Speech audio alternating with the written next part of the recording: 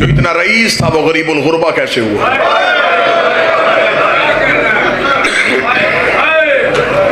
मेरा मौला तुम्हें मशहद लेके जाए,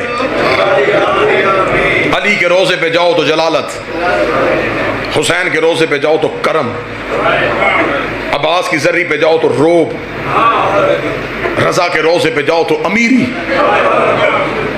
जो पहली बार मशहद जाता है ना, जो ही इमाम रजा का हरम देखता है, सीना भाईजान यूं चौड़ा हो जाता है। शिया को फख्र होता है, इस इमाम का नौकर हो। सोने के दरवाजे, चांदी की सीढ़ियां, बेहतरीन हरम, ता हद निगाह, अमीरी ही अमीरी, खुशबू के झोंके, बेहतरीन ईरानी कलीन, खादमों की लंबी लाइनें। जाहिर चलता चलता जब इमाम की जर्री पे जाता है, जर्री को देखता है, फिर चेहरा खुश होता है। सोने की जर्री, राज कर रहा है ज़हरा का बेटा, लेकिन जिगर उस तब फटता है जब बंदा ज़ियारत की किताब उठाता है तो पहला जुमला लिखा, अस्सलाम अलैका या गरीबुल गुरबा। गरीबुल गुरबा पढ़ के जाहिर जर्री पे सर मार के कहता, अमीरी तेरी इतनी ज्यादा है तो गरीबुल गुरबा कैसे है? अगर सुनने वाला कान हो तो रजा की जर्री से आवाज आती है, जिसकी बहन परदेश में रोल के मर जाए, जिसका लाशा वतन में ना आए, जिसे परदेश में मुसाफिर समझ के दफना दिया जाए, वो गरीब होता है। ये जो आज हम में अज़ादारी की तहजीब है, ये हमें इमाम रजा ने सिखाई। इतना इमाम को हुसैन की अज़ादारी से प्यार था। किताबें कहती हैं जब इमाम मजलिस सुनने के लिए आते तो जहां बैठ के अब सुन रहे हैं ना, इस जगह का तकद्दुस बताओ, इमाम बैठने से पहले भी उस जगह को चूमते, उठने से पहले फिर चूमते। एक दिन एक सहाबी ने कहा, मौला आप अपने दादा की मजलिस की जगह को चूमते क्यों हैं? इमाम रजा ने कहा, अगर मैं दुनिया को इसका तकद्दुस बताऊं, लोग अपने घरों में जाना छोड़ दें, लोग रहे ही हुसैन की सफ़े अज़ा पे। मौला ने फरमाया, ये वो जगह है जहां आके मलाइका अपने पर मस करते।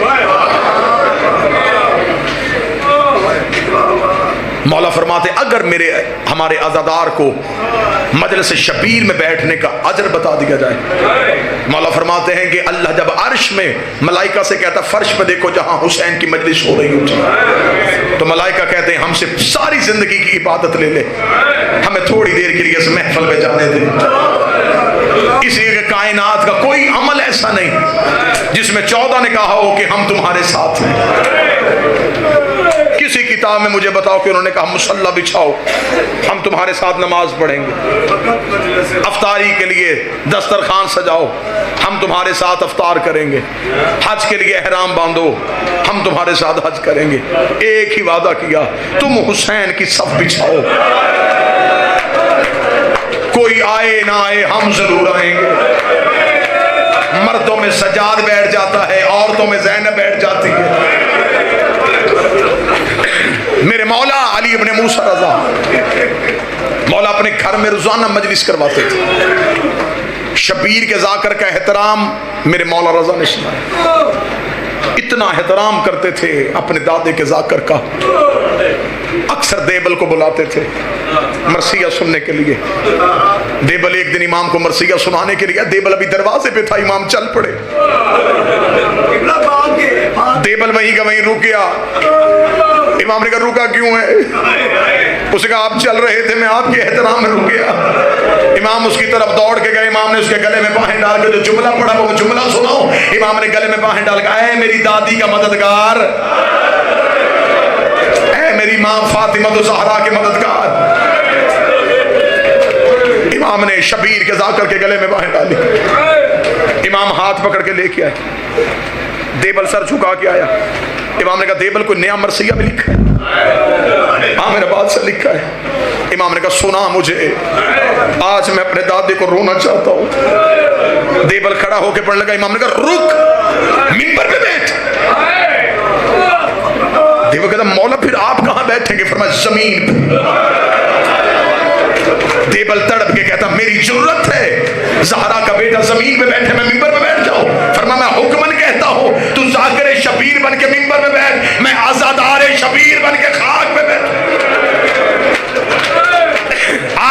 शबीर का अज़ादार बनने दे, आज मुझे हुसैन का अज़ादार बनने दे।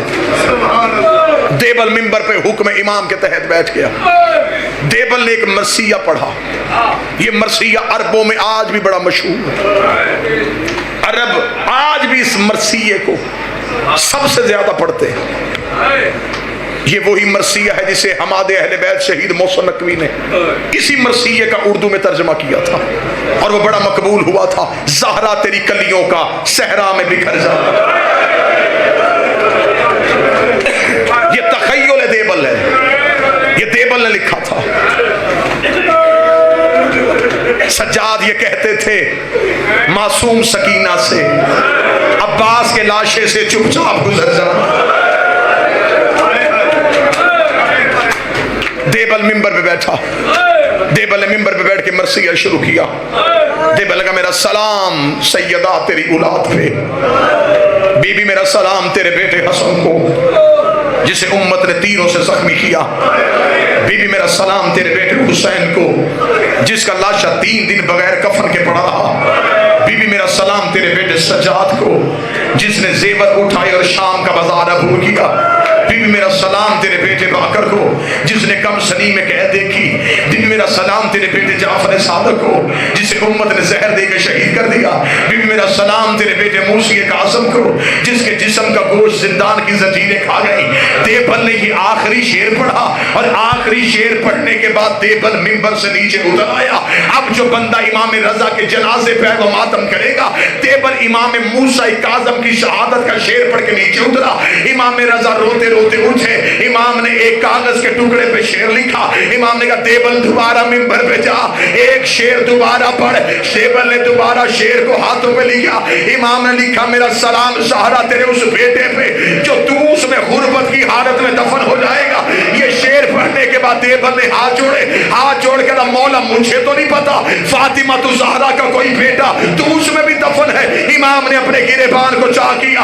चाह कर ये तेरा वो गरीब इमाम है जो तू उसमें दफन हो जाएगा। इतना कहना था। देबल ने दोबारा शेर पढ़ा। या मस्तूरात की तरफ से कनात उठी।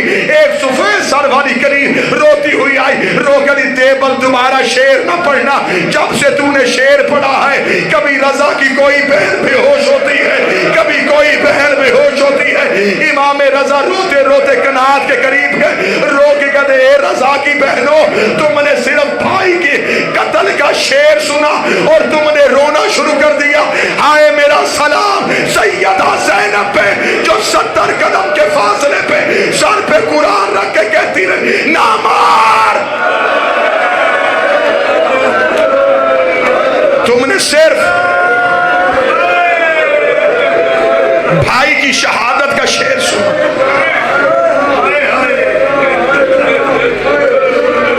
इजाजत दो तो मैं 2 जुमले पढ़ूं शहादत के। गुर्बत की हालत में परदेश में जहां अपना भी कोई नहीं था, जब मामून मलऊन ने दरबार में बुलाया इमाम को जहर के लिए, इमाम ने अपने नौकर अबा सल्लत को साथ लिया। फरमा मेरे साथ चल, आज मेरा आखिरी दिन है। अबा सल्लत तड़पा, मौला क्यों? फरमाया आज मुझे दरबार में जहर दी जाएगी। इतना कहना था। अबा सल्लत ने कलाई पकड़ के कहा जब खबर है फिर जा क्यों रहा है? इमाम ने फरमाया नहीं, शहादत हमारा विरसा है, मुझे दरबार में जाना है।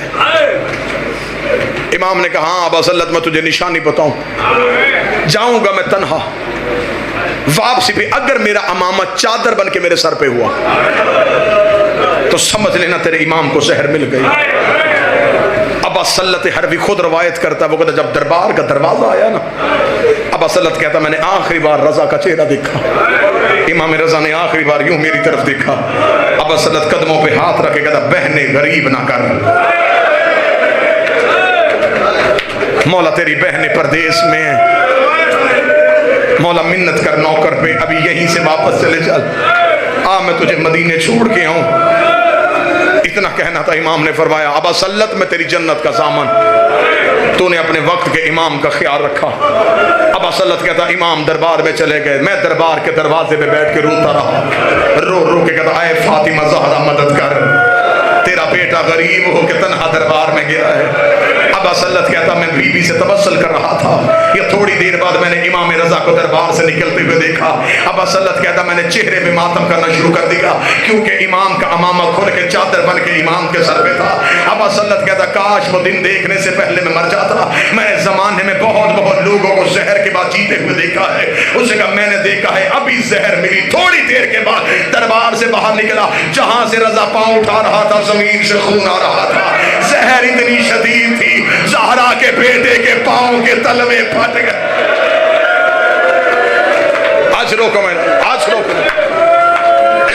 अब असलत कहता मैं रोता हुआ सामने आया। मैंने कहा रुक मेरा बादशाह, इन मौलानों ने इतनी शदीद जहर दी, मौला आपके पांव के तलवों से खून आ रहा। अब असलत कहता है मैंने अगला मंजर देखा, मेरा सर दीवार पे आया। अब अल्लाह जाने यहां कौन मातम करेगा। अब असलत कहता मैंने इमाम के पांव रोके थे या इमाम ने आंखों से पर्दा हटाया। इमाम कहता मैंने देखा इमाम की आंखों से लहू जारी था। रो के कहते तू पांव को रो रहा है, ओ मेरा जिगर फट गया। अब असलत कहता मैंने हाथ थामा, हाथ थाम के मैं लेके गया इमाम को घर। अब असलत कहता मैंने जल्दी जल्दी बिस्तर बनाया। इमाम ने कहा बिस्तर बाद में बना, जल्दी कर हरसमा को बुला के ला। अब असलत कहता मैं हरसमा मौला का नौकर, मौला का खास सहाबी, जैसे अली को अबू ज़र कंबर से प्यार था ऐसे रजा को अब असलत और हरसमा से प्यार। अब असलत कहता मैं रोता हुआ हरसमा के घर की तरफ दौड़ा। अब असलत कहता जूं ही मैं बाजार में गया, तेज आंधी आ गई, इतनी तेज बारिश हुई। और ये असर है जब इमाम को जहर मिलती है तो हमेशा एक ऐसा तूफान आता है जिससे लोग डर जाते हैं। इसलिए कि कायनात में तब्दीली आती है जब हुज्जत दुनिया छोड़ रही होती है। अब असलत कहता मैंने जिंदगी में इतना खौफनाक तूफान नहीं देखा था, ऐसे लग रहा था जैसे खुरासान में लहू की बारिश होने लगी है। इतनी तेज आंधी थी, दरवाजों के साथ दरवाजे लग रहे थे, लोग डर के अपने अपने घरों में बैठ गए। अब असलत कहता मैं रोता रोता हरसमा के दरवाजे पे गया। मैंने दरवाजे पे दस्तक दी, हरसमा मुसल्ले पे बैठा था। मैंने कहा हरसमा क्या कर रहा है? उसने कहा नमाज आयात पढ़ रहा हूँ, इतनी तेज और इतनी खौफनाक आंधी आ गई है, अल्लाह जाने किसी मजलूम का घर तो नहीं उजड़ गया। इतना कहना था। अब असलत कहता मैंने हरसमा के गले में बाहें डाली, रोके का कोई मजलूम नहीं, हमारा इमाम गरीब हो गया है, हमारे मौला को जहर मिल गई है। अब असलत कहता बाजार में इधर से मैं रो रहा था, इधर से हरसमा रो रहा था। अब असलत कहता मैं कभी हरसमा को पकड़ता था, कभी हरसमा मुझे पकड़ता था। हम एक दूसरे को सहारा देते देते जब इमाम रजा के घर गए, अब असलत कहता मैंने दरवाजा खोला, मैंने इमाम को बिस्तर पे ना पाया। मैंने हरसमा से कहा मैं तो अभी मौला को बिस्तर पे छोड़ के गया था। वो कहते जल्दी जल्दी हमने चिराग रोशन किया, हमने देखा रजा जमीन पे ऐसे तड़प रहा है जैसे मछली बगैर पानी के तड़पती है। अब असलत कहता मैंने कदमों पे हाथ रखा, हाथ रख के कहा मौला जहर का असर ज्यादा तो नहीं? इमाम रो के करके मुझे बता तुझे आने में देर क्यों हुई है? रो के करके मौला बाहर तूफान बड़ा तेज है, बाहर बारिश बड़ी तेज है। रजा रो के कहता तुम मर्द हो के घबरा गए, वो औरत हो के अकेली कौम की पहाड़ियों पे रो रो के कह रही है रजा मेरी ऊँटनी मर गई, मेरी कनीज मर गए,